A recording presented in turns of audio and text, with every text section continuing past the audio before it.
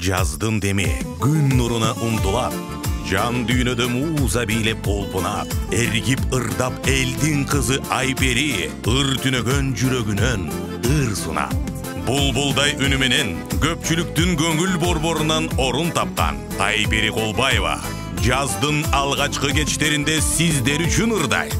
1-2 март күндөрү Ош улуттук драма театрында ыр түнөгөн жүрөгүм аттуу жандуу жеке концертин тартуулайт. Концертти Болуш Мадазимов атындагы эл аспаптар оркестрі, Нават эстрадалык ансамбле, Аруке бийчилер тобу жана белгилүү ырчылар коштойт. Алып баруучу Уламбек Жолчиев. Байланыш үчүн телефону 0531 32 56. Концерт саат 18:30 башталат.